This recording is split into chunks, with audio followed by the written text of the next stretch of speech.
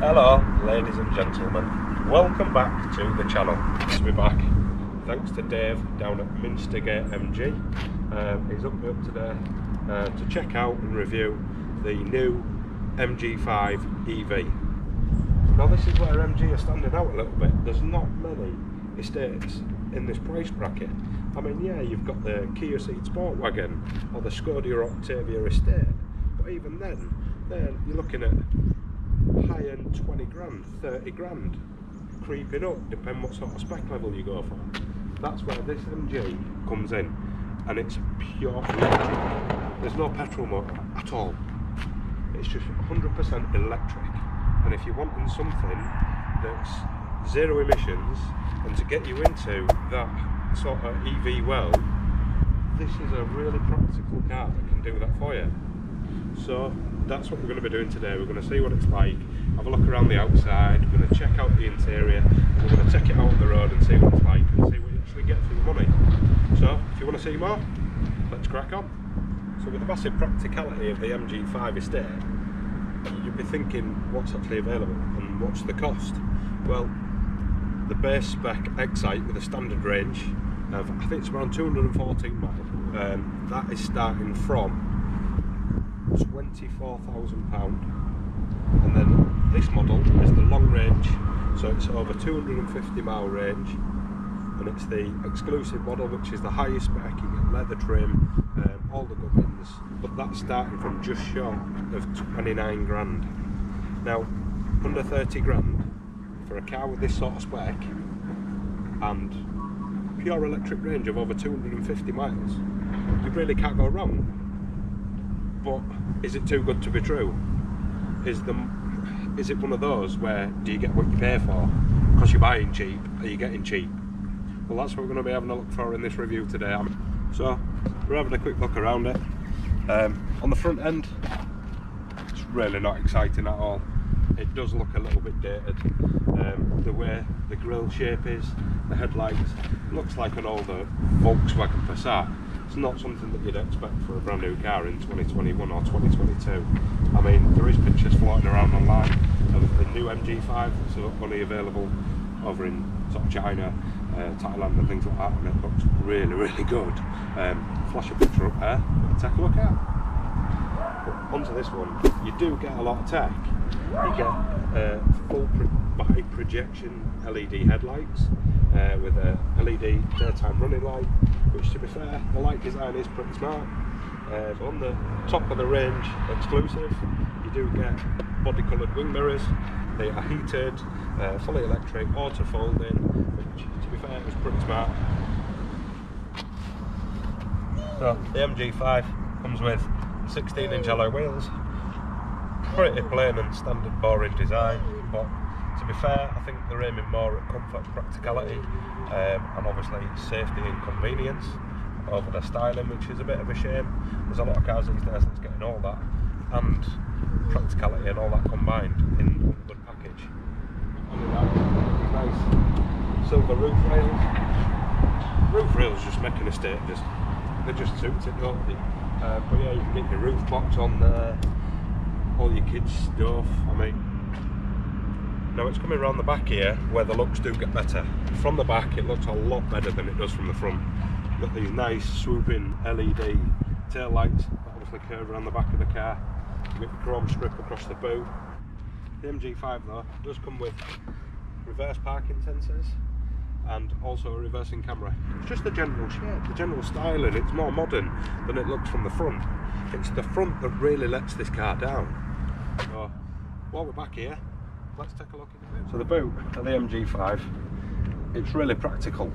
With the load cover back or even out, you get 578 litres of boot space. With the load cover on, which is really simple, just the slider design, you got 465. Now in the boot, you have lots of little storage cubbies. There's one down here, there's a nice little net to stop it from sliding around. Down here is the same. I mean, we've got the little bag here with the charging cables. We'll go through in a minute where you plug that in. But you do have an adjustable boot floor. You can knock it down to the bottom. A bit more of a load lip, but then when we've lifted it up and we put it on the next level, it's not so much of a load lip for getting in and out of, but like I said, there's a really wide opening and it's really nice and deep so that you can get plenty of stuff in there.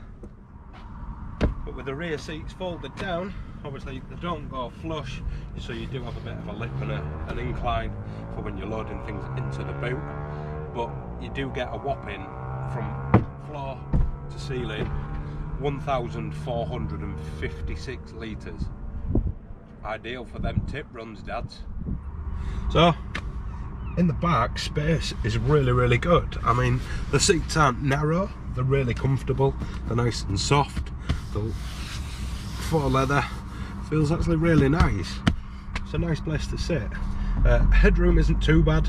I mean, look how much space I've got, so it's not too bad. Knee room is very good. What I do like is actual proper storage behind the seats, not like those nets that you get.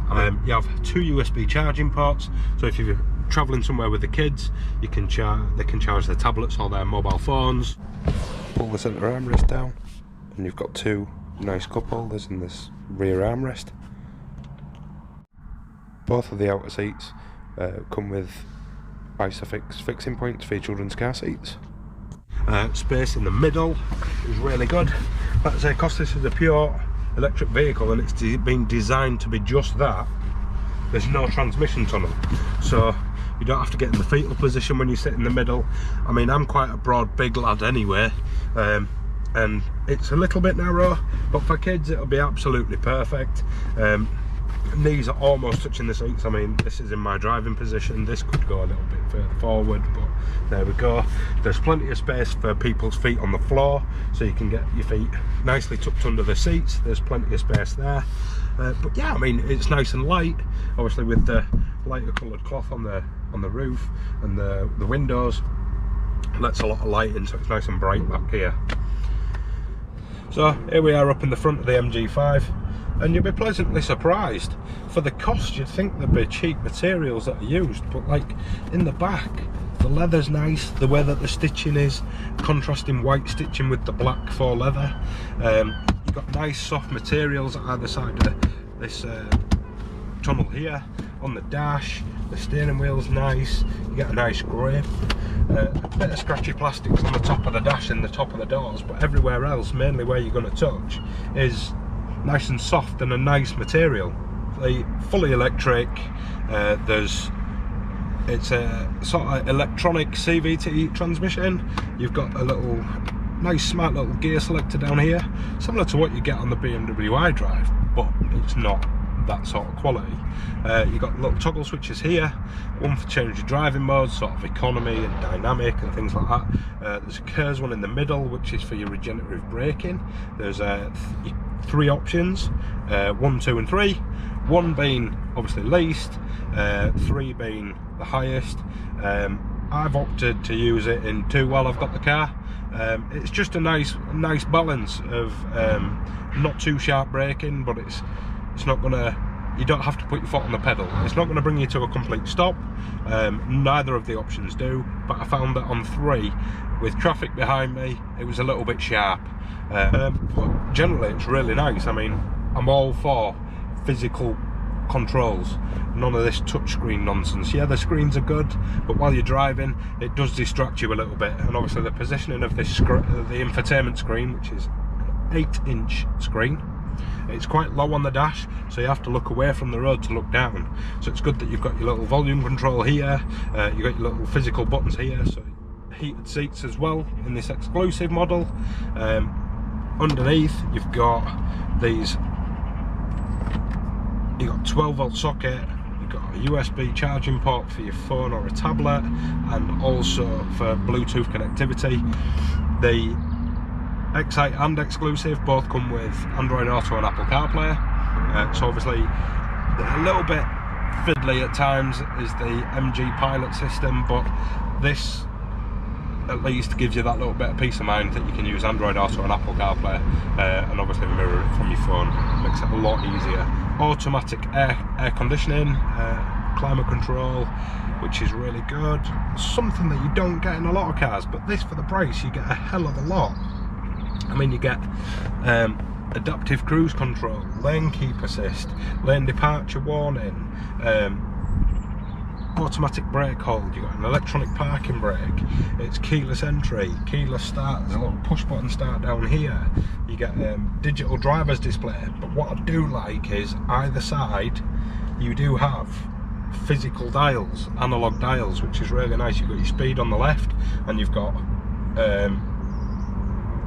your details of your battery power, whether you're charging if it's using the regen braking, whether you're driving efficiently, or if you put your foot down and absolutely send it, it gives you a nice boost, and it even shows you on that little dial. Storage wise, every parent needs to know and wants to know storage. In here you've got a nice bit of storage. In here there's a bit of carpet in the bottom, so you aren't going to hear things rattling around. Got 2 cup holders, big enough for a large McDonald's coffee. I've tested that this morning and it was good. Door bins, not too bad sized. You can get a normal sort of 500ml drinks bottle in there, but not much else bigger. Glove box, got a really nice deep, decent sized glove box. Plenty of space to get your baby wipes in there. For a car of this price, with what you get, it's like I said with the ZS. How did they do it for the price? I really don't know. But take it out on the road, see what it's like. Up around 55, 60 mile an hour. You can't hear the electric motors, but there is a little bit of wind noise. But the road noise is pretty much gone. But comfortable wise, it's really comfy. It soaks up the bumps well. I did find the ZS that wallowed a little bit when you're going over different bumps. This takes them really nicely. The steering's really nice. Another good factor of the MG5 is it's got an automatic dimming rear view mirror, which is really good. Obviously the regen braking, the different settings 1, 2 and 3, that works really well. It will not bring you to a complete stop, so you can't do the one pedal driving, but it's not too grabby. On the 3 it is a little bit grabby and stops a bit more sudden than what you'd like from obviously the regenerative mode. The steering wheel controls are really easy. I like the graphics on the digital display. It's actually really good. You have cruise control, and which is through the stalk down here. You've got automatic lights, automatic and rain sensing wipers, automatic air conditioning. I'm going to get that on because I'm sweating and I'm absolutely boiling. The thing I don't get is there's just a blank toggle switch. There's one for the cars, one for the mode, driving mode, sort of like eco mode, and then your normal mode, sport mode. Throttle response is definitely improved in the sport mode, and to be fair, it actually goes pretty well too. 0 to 30 it picks up really well, then it seems to flatten off up to about 45, maybe 50 mile an hour, and then you get an extra little boost from the electric motor, and it sort of thunders you on a little bit more. Now, it's 0 to 60 time is 7.3 seconds. For an all-electric estate, that ain't too shabby, but it's the 0 to 30 time that's surprising, and it'll help you nip in and out of them junctions in a busy town or whatever. But the 0 to 30 seconds is 3.2 seconds. That ain't bad. Not bad at all. Charging wise, 50 kilowatt public charger to 80%, take you about 61 minutes. Is it 100 kilowatt rapid charger to 80% in around 40 minutes. When you're doing it from your normal at-home wall box, it'll take about 9.5 hours, 7 hours in the latter standard range. But yeah, I mean, it's not too bad. Charging time is not too bad. There's more of these charging stations popping up, which is good to see. But yeah, I mean, what I would have liked to have seen is some slightly tinted rear windows. Obviously it's an estate, nice family car, so making it more pleasant for the kids would have been good. I have found though, it took me a little bit of getting used to compared to other sort of hybrids I've driven, is the brake pedal. It's very sharp. I first went to pull up at a red traffic light and nearly put myself through the windscreen. It's very sensitive, but a few minutes later you soon adjust to it, and obviously you can gauge it very well. But just to show you what it's like, and yeah, we're gonna send it. Just gonna go up to a little spot I know, 60 mile an hour road, see what it does, see how it flies. So, let's send it. Right, so along normal, sport mode, turn the aircon off, wait for a few of these cars to go. See, whenever you want to do something, you hit traffic. If you look at this, we might be able to get out behind a VXR. See, there we go, nice boost to 30, we're past 30, and that's 60. Not too shabby at all, eh? It goes really, really well, it picks up well. 50 mile an hour, up to 60 again. Not bad at all. Does pretty well for a completely EV estate. So then, the verdict with this 100% electric estate.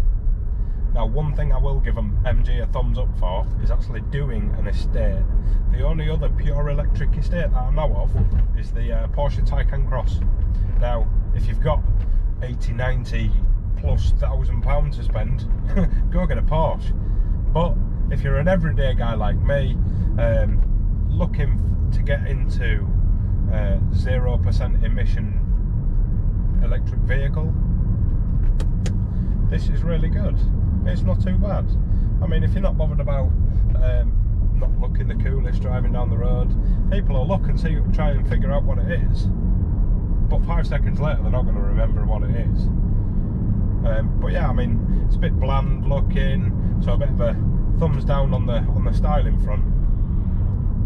But driving wise and price wise, for this exclusive top of the range long range model, just under 29 grand after the electric plug-in government car grant, whatever thing they're rolling out these days, it comes in at just under 29 grand, which, to be fair, that's really, really good. But pickup wise, performance, sort of like motorways, dual carriageways around the town, it works really well, and it picks up nicely. And with a range of over 250 miles, can't go wrong for the price, especially with the safety equipment that you get and the driver convenience tech. All works really well. So yeah, big thumbs up to MG for that one. So from me, guys, thanks for watching. Ta-ra.